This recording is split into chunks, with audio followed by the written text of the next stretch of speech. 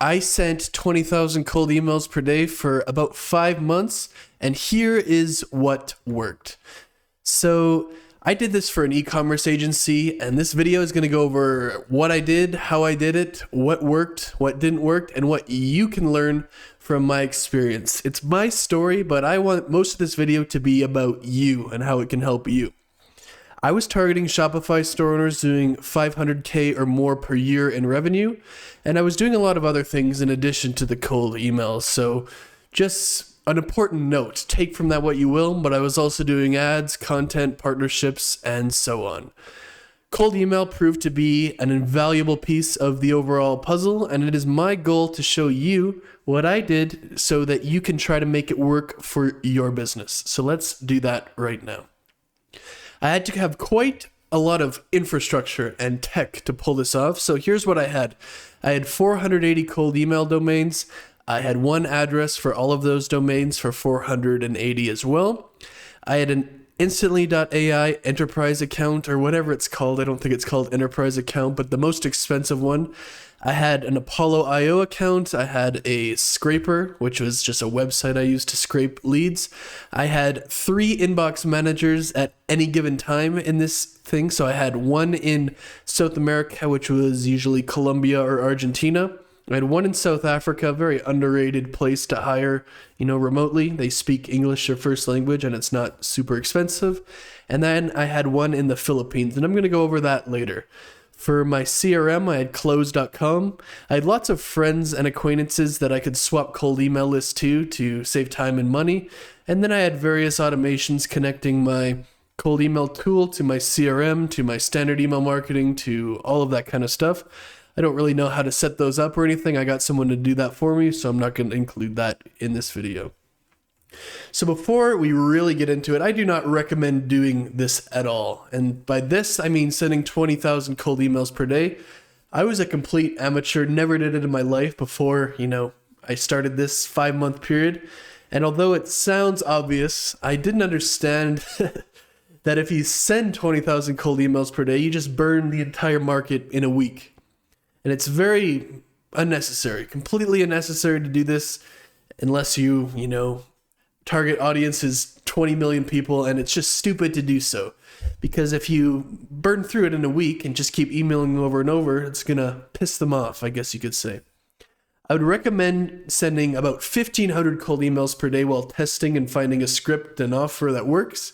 And I like this 1,500 number because usually, no matter how bad you are, or not no matter how bad you are, but if you have at least decent skill level, let's say 5 out of 10, usually you could, get at least one interested person every 1,500 you send. So that's the reason. It's not really random. But once it works, once you find the script and you get the offer that works and you have a bunch of people to contact, then you start buying more cold email domains and addresses and warming them up, and maybe then you go to 20,000, who knows? But sending 20,000 at the start was stupid. So no point in doing that until it's worked. So I failed pretty hard while learning, and the biggest thing that hindered me was arrogance, was ego. I made a video a while ago, maybe a couple days ago actually, depending on when I'm going to post this video, on self-limiting beliefs. And one of them was, I already know how to do this. That was definitely my self-limiting belief when it came to this. I thought that just because I was spending about 7K per day on my ads, I had a lot of partnerships referring to me, I had some pretty good content as well, that I would just automatically be good at cold email by default. And, you learn the hard way that this is not the case, and there's no shame in it. The only shame is thinking you're too good to learn, I guess you could say. All skills are different. Some may help others. Like you could say that if you know how to do good ads and you know how to good content, you probably have the skill of writing and, making a decent offer, and that may help the cold email, but it's still not, one-to-one transferable. And that's an important thing to understand. Cold email, it's a skill that needs to be learned just like anything else. And if you're not getting the results you desire, you should take that as feedback that you don't know what you're doing and you're not good at it. And that's probably not a pleasant, conclusion, but it is the real conclusion that you should come with. I was so bad at cold email, and it's kind of funny, like making this video. I was so bad at it that when I started, it was actually embarrassing. And I only got one client in the first 10 weeks, which was over 100,000 emails sent. So if it's not obvious to you, if you don't know anything about cold email metrics, that is actually like horrible. That might be 20, 25, maybe more times worse than, the average, I guess you could say. It was humbling, but necessary. And the one client I did get in this first 10 weeks was, just so obviously in the market for a landing page, like, 10 out of 10 looking for it. And it was more luck than anything else that I actually sold it to them and contacted them. The first part in cold email, and what I did and what anybody has to do, is make the list or get the list.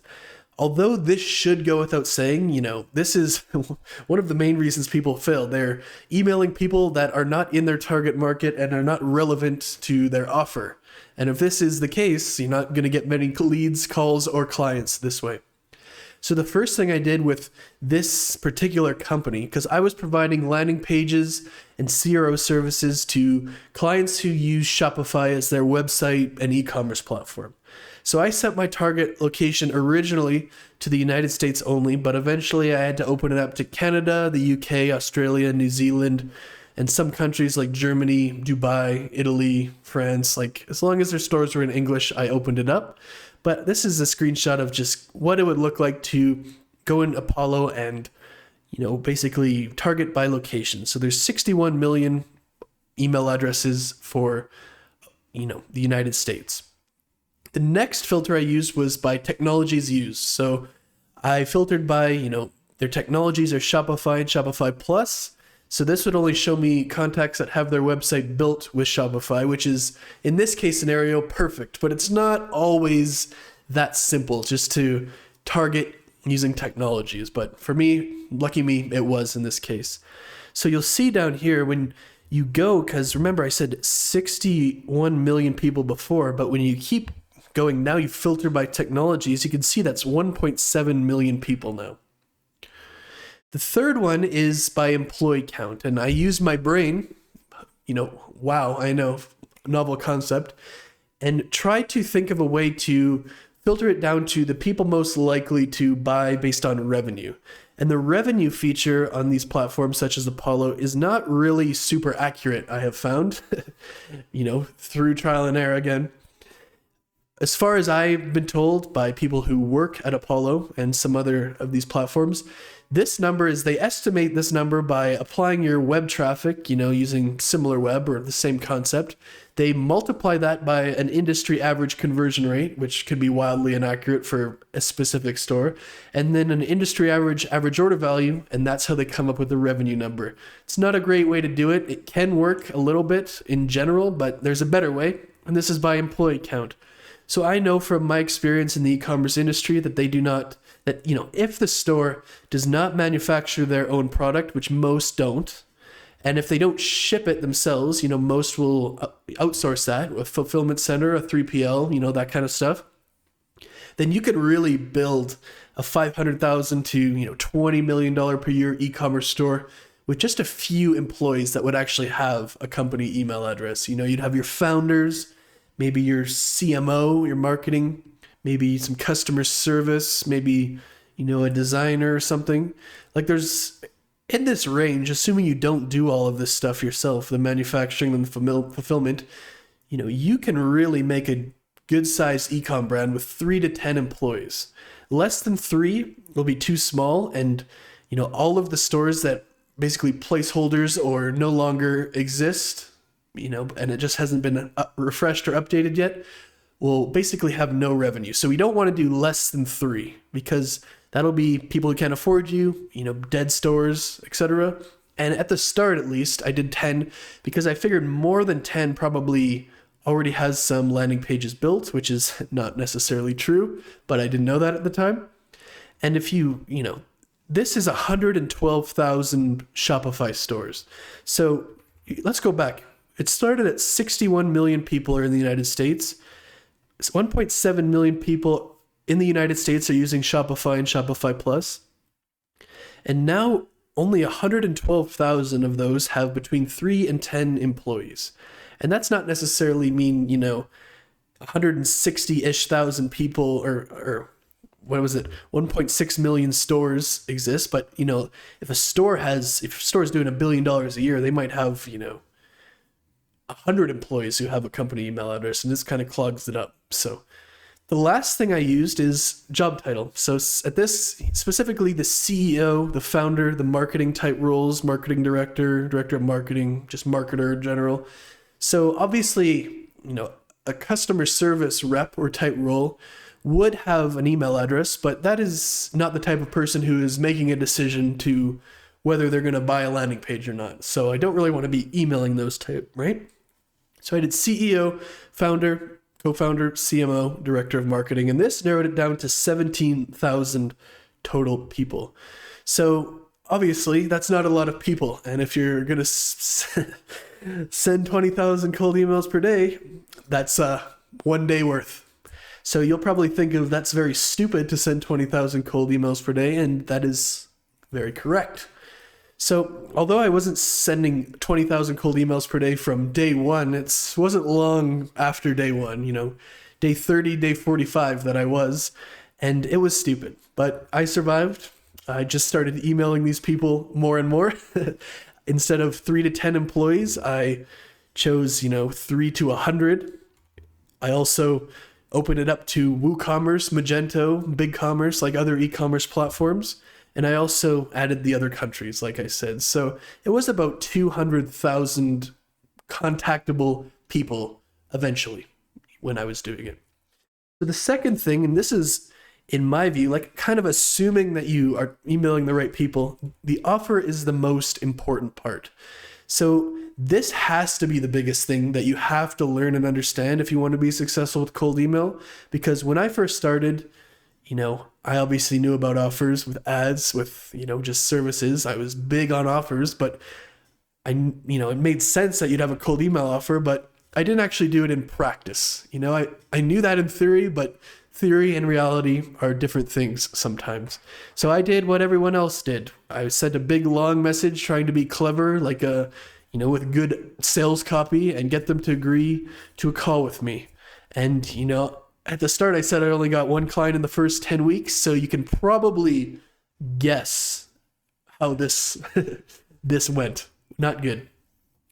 So I eventually, gave my head a shake, and, you got to create a good offer. And you have, the reason that people struggle with cold email, especially if they've built their business off referrals and word of mouth, you have to understand that referrals and word of mouth are as hot or, perfect leads as you can possibly get, right?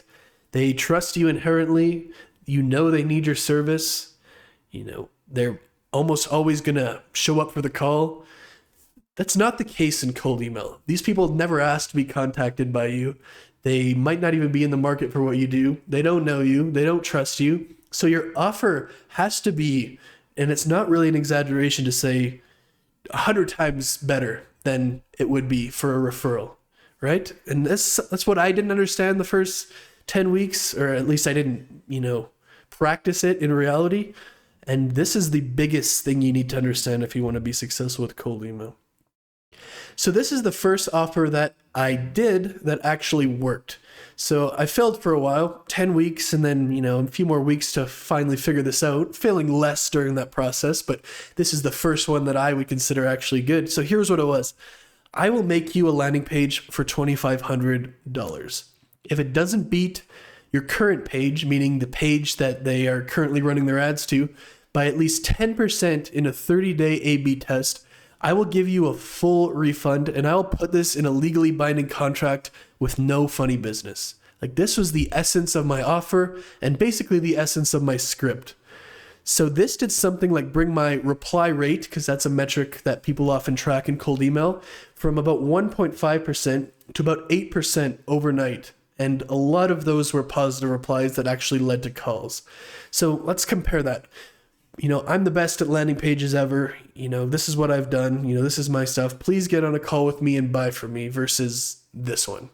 And it's kind of easy and obvious when you see the two side by side to know which one works better. But until someone points this out, and that's what I'm hoping I'm doing with this video, it's hard to kind of, learn that. I don't know how else to describe it. So this offer worked well for me, in my opinion, because it implemented a guarantee, but it did so the right way. You hear a lot of people do it like, my landing page will help your brand, or you don't pay type guarantees. And that is the same concept, the same line of thinking, but poorly applied.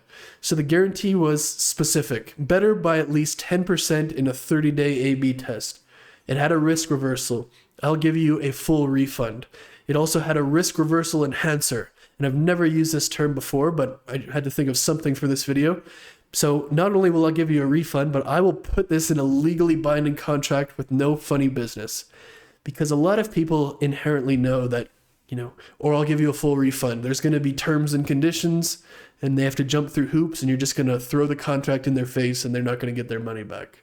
So this is kind of to clarify that that wasn't the case. I think this is a great start, and it worked for me. Like, this on its own would be successful enough for cold email. But the first offer got me results literally overnight, but I had the taste of it now, and I've always been, big on A/B testing, big on optimizing. I have a background in ad funnels, so I, obviously get the concept. So I was very keen to try to make it even better. And I tried a few variations between the first offer and the second offer that worked that didn't really do anything or actually made it worse. And I'm not going to talk about those because they didn't really last too long. But the next big breakthrough was after a completely non-related conversation that I had with one of my close friends who also does marketing about removing friction. This is not a cold email conversation, it's just a general one, but this is why it's so important to read, to talk to people, because no one really, it's, a very low percentage of the time, like, people are actually going to show you what to do, but they're 95% of like breakthroughs are just going to be some throwaway line in a conversation that you're talking to your friend, or you're in a group or at an event, and like that changes the game for you. It's kind of how it works in my experience.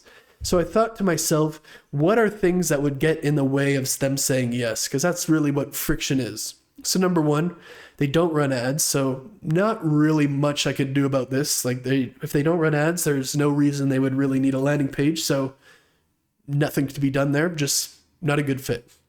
Number two is a real one. They maybe don't know how to run an A/B test. You'd think they would, but I have too much experience with e-com brands in this revenue range, and you'd be amazed. A lot of them don't actually know how to set up and run an A/B test.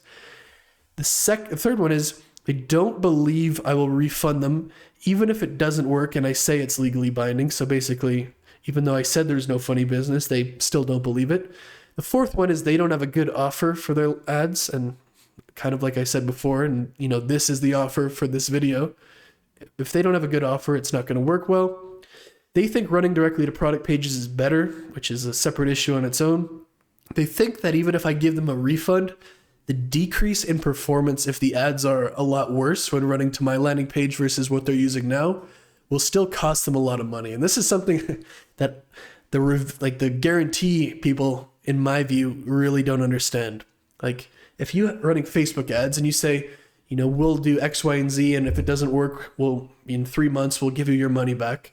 You may give their $20K back or whatever you charge for 3 months, but they can't afford their ads not to work for 3 months. They're probably going out of business. So like, this is a situation where this has happened. There's always, even if you give their refund, there's still, damage to be done. Another one is they tried landing pages before and they failed or were worse. Their current copy and images, etc., aren't working well and they don't know what to do. That's a big one. If they're currently failing on ads and they're like down about it and they don't know what to do, like, why would they invest in this, right? So I settled on a few different options. I would mention the fact that I'll set up the A/B test. I'll mention the fact that we can actually split the traffic. We don't have to do it 50-50. We can do 90% to the current, 10% to the new landing page to minimize the risk in case it goes very bad. And if the landing page performs better or about the same, then we can change it to 50-50, just a way to minimize the financial risk. Mention the fact that I create offers and I will create them one that would help their conversion rate and AOV. Mention the fact that it's completely done for them, because I didn't mention on the last page, but one of the problems are like, do I have to tell them what to do? Do I have to write the copy? Like, what is involved with this? So it's completely done for them. And mention the fact that landing pages tend to outperform product pages using a case study or a testimonial or example. So I didn't mention all of these in the cold email script. Some was just like in the pre-call flow. Some were in the presentation and the Loom I sent, and I'll get in that later. But I took some great advice also and started using the Loom video strategy and centering all the scripts around this, but I'll get to that later. So I got about 20% better result in terms of emails sent to booked call ratio, which is the main metric I was tracking when I started talking about the following things in the script, or I guess in the offer, really. The script is a bit different. I'll create their offer for them, which will increase their average order value and conversion rate so they get more margin per order and they can spend more on ads. Now that's an offer. That's a desired result. They don't have to do any of the copywriting or wireframes or anything like that. All they have to do is give access to the folder of images and I will do the rest. And then I'll set up the A/B test for them. So this, just mentioning these things, and it's not necessarily like going super in depth, 20% better results basically overnight. And when you're sending this many emails, 20% is like insane. That's like sending an extra 4,000 emails per day at my volume at least. The third offer that worked the best, but I actually abandoned it. So you could probably argue that it wasn't the best. It was the best in terms of conversion rate, amount of clients, amount of booked calls, etc. But it wasn't the best for me and my business. So this is an interesting example because it's kind of shows the thing that the offer must be good for them, but it also must be good for you. And if it's not good for both, it's not a good offer. So the big change was with the payment and the guarantee. So, I basically I will do, this for 2,500, and if it doesn't win by 10%, that part was all the same. But I only required a $500 down payment instead of the $2,500. And they only paid the rest if it worked. I thought this would be really, really good, and it was. It got about 40% more calls on top of the already 20% more calls here. But the problem with this is at least 50% of the time they either just didn't pay, what are you going to do? Or they didn't even run the A/B test. And them not running the A/B test was something of a regular occurrence, the other way as well, but in that case it didn't matter because I already got paid. So my landing pages didn't beat the original 100% of the time either. It's just name of the game. Typically between 50% and 75% of the time my landing pages beat the original, and that was mostly based on which employees were making them. So if you multiply like the 50% of the time I didn't get paid due to these two things by a 50% success rate, I only got the money 25% of the time. I only got paid 25% of the time outside the $500 down payment. So like this is not necessarily bad. If I got 10 times the number of jobs in comparison to the old way, that would be just fine. It would be worth it. But this only got me to about 30 to 40%. I'm pretty sure it was closer to 40% more clients than the previous one, but I got paid 50 to 75% less. So you do the math. This was really good, but I did abandon it after about 3 weeks because people just, I don't want to do the test, or they just wouldn't respond, or they just wouldn't sign up for the tool or whatever. And then they just didn't pay because they're like, why would I pay if I didn't run the test? That was the deal. Which is fair enough, I guess. So the final and standard offer I was doing was something like this. So I'll make you a landing page that will get you a higher conversion rate and AOV for your paid ads. If my landing page doesn't beat the one you're currently using by 10% revenue per session, they would know what that means. That's a function of AOV and conversion rate. In a 30-day A/B test, I will give you a full refund, and I'll put this in a legally binding contract with no BS or funny business.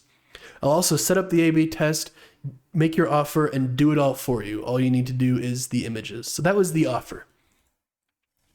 So that kind of sounds like a script on its own, and it kind of is a script, right? But it's not quite the same thing. So the script, in my opinion, is the least important of the three parts: the list, the offer, and the script. If you're emailing the right people, like you have the right list and you have the right offer, like as long as you don't absolutely mess the script up, like that's good enough. Most people have this backwards and they spend hours like trying to make the perfect script, but it becomes far more about not screwing it up than creating something amazing when you have a great offer in the list. So one big breakthrough that I got from a suggestion from a friend whose community I was in was to center my cold email scripts around a video, which was a Loom. So this comes with a few advantages. They see your face and hear your voice, which are, big trust building things. You're not just some random anonymous person. You can do a lot more explaining in a Loom than over email. Like to explain, like if you had a 3-minute Loom, like that would be, 1,000 words in an email script, but you could have, 100 words in your email script and the rest in the Loom. And sending over the Loom is a softer call to action, so to speak, than do you want to get on a call? So you're going to get more replies. It's also good to filter out qualified versus unqualified, because really, if they don't watch the Loom, they're not interested. If they do, you can put them in a follow-up sequence. So I would really recommend this strategy for those reasons, but you always want to ask permission to send the Loom over, because they didn't ask to be emailed, and you don't want to put links or images, but in this case links, which Loom is, in your initial cold email, because links make it go to spam way too often. So when they reply, however, like they say they want the Loom, yes, send it over, sure, whatever. Now you're by default in their trusted senders because they reply to you, and it doesn't matter if you send links at that point. It'll always go to the inbox as part of the email thread. Also, something really good to do is to make sure the Loom is in the email with a custom thumbnail, like embedded, instead of just a link. So when they receive the email, your face will show up, like you have a thumbnail, and that makes them much more likely to watch the video. So the rules of a script are not hard and fast rules. There's always exceptions, but here are some things that I really think you should do. Keep it to 75 words or less. If it's more than that, it's probably bloated and you could trim it down. Not an ounce of fat in your cold email script is the mindset that you should adopt. Avoid links and images till they reply. Center it around a softer call to action with less friction, like Loom. Do not insult their intelligence with fake personalization or pretending you care about them. Hey Matt, I love what you're doing with 1000x leads. It's so awesome. By the way, I'm a video editor. Makes people angry, less likely to respond. And don't worry about the subject line. Just use quick question or, landing page question as a subject line, and that's going to be good enough. Part 4 is inbox management, and the goal with cold email is to reply within 5 minutes. And by far, the number one metric you need to track and improve is how long it takes you to reply to people who are interested and reply to you. The biggest gains that happened for me outside of the offer was when I started to take this seriously, and I made a goal to reply within 5 minutes. And that sounds unrealistic probably, but if you really want to be serious about it, if you really want to get clients at scale, there's always going to be a price to pay, and this is the price. You don't have to do it, it's fine, but the faster you reply, the more clients you'll get, and it tails off very dramatically the longer it takes. So like I said before with my tech stack and infrastructure, I had a bunch of different VAs, or inbox managers as they're often referred to themselves as, and people refer them. So they're from South America, South Africa, and the Philippines. None cost more than $10 per hour, and their entire job was to basically, send the pre-made responses, the canned messages that contain the Looms and other stuff, when people replied as fast as they could. You can use subsequences for this, but they're not fantastic and they have their own issues. So if you can hire and you are serious about it, do this. So when I hired in these 3 time zones, like South America is over here, South Africa is like the center of the world on a map, and Philippines is obviously the east. So hiring in these, I essentially, had 24/7 coverage, and there's always someone to reply to those who are interested as fast as possible. Something that not a lot of people think about, but are equally important, are what I call non-email related gains. So they're just as important as these lists, the offer, and the script, but most people, including myself, don't take it seriously or think about it. So it took me a long time to understand this, and a long time, not just the 5 months that this video covers, was that what's happening outside cold email is just as important as what's happening inside. So the main scenario where this is true is they'll get a cold email from you, kind of be interested. They won't reply. They'll Google you, find your website, look at your stuff, and then make a decision whether they'll reply that way. So number one, your cold email domains better redirect to your main domain. So if I had a cold email domain that was try1000xleads.com, it better redirect to 1000xleads.com, or people will type it in, get an error like this website doesn't exist, and that is sketchy, right? That will kill any chance they have of replying. The second one, your website better show up in Google. So this absolutely killed me. Like my domain during this period of this video covers was one that, unless you typed it in exactly, other companies would show up it wouldn't even be on the top 10 pages. And this was true because, unless you Googled the name exactly, big landing page apps like Unbounce or blog posts like top 10 landing page tips or all of that kind of stuff would show up well before my domain would, and it sucked. And there's not a lot I could do about it. I didn't really even try. So very important here, and this really still annoys me to this day. Your website better have a VSL, which is a video sales letter, a video showing your face, voice, building trust, clarifying your offer at the top of your homepage, very important. You better have some third-party reviews, public relations, testimonials, etc. I didn't do any of that stuff really, and that sure hurt my cold email. So I learned this stuff the hard way, let's say. So what I would do differently, and that was kind of a slide on what I would do differently, but number one, definitely don't send 20,000 cold emails per day at the start. Not a good one. Spend money for PR and backlinks so that you show up in Google, and if someone types in your domain name, there's a bunch of different stuff about you that they can read and builds a lot of trust. I think that if I invested 10 to 20K in some PR, which was a drop in the bucket at the time, and invested in an SEO contractor, I really could have done a lot better.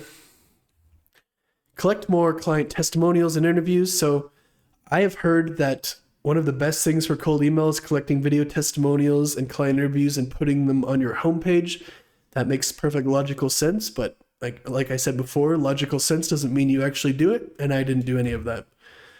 Collecting third-party reviews on websites like Clutch.co, UpCity, Google Business, Trustpilot, or whatever is, the relevant one for your industry, very important. I had under 10 total of these, between all of those. So this probably went against me if they could even find these at all. Because like I said, my domain name was kind of wrecked by the landing page builders. And this is the end of the video. This is my experience with cold email. And if you want to do it, these are some of the things that you should do to make yourself more successful. So appreciate you watching, and I'll see you in the next one.